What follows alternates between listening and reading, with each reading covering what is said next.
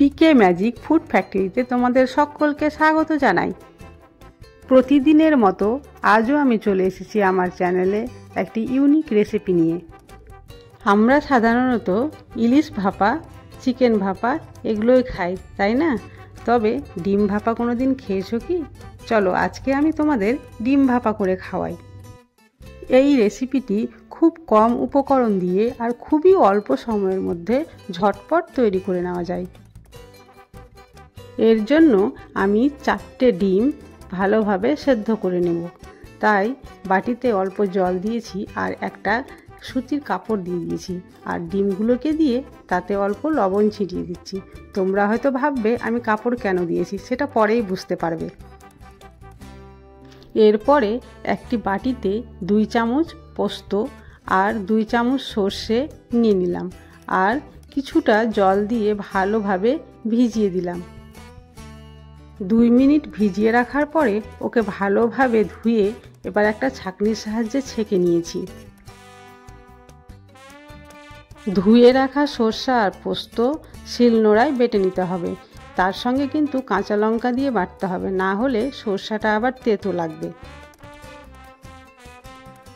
এবারে তোমাদের বলতেই হয় ডিমের নিচে কেন আমি কাপড় দিয়েছিলাম। দেখতে পাচ্ছ তো, ডিমের নিচে এই সুতি কাপড় দিয়েছি আর উপর থেকে লবণ ছিটিয়েছিলাম, তাই ডিমগুলো কত সুন্দরভাবে সেদ্ধ হয়েছে, একটুও ফেটে যায়নি।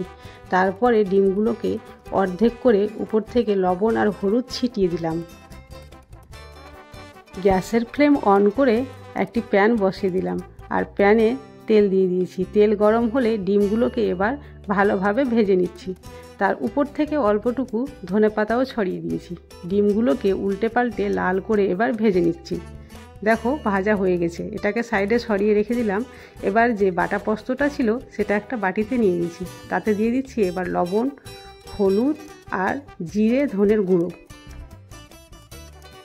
তারপর 1 কাপ জল অ্যাড করে একটা ঘন ব্যাটার তৈরি করে নিচ্ছি। একটা টিফিন বক্স নিয়েছি, সেটাতে একটা কলা পাতাকে কেটে গোল করে বসিয়ে দিলাম। এই রেসিপিতে কলার পাতা ইউজ করার জন্য এই রেসিপির টেস্ট কিন্তু আরও দ্বিগুণ হয়ে যাবে।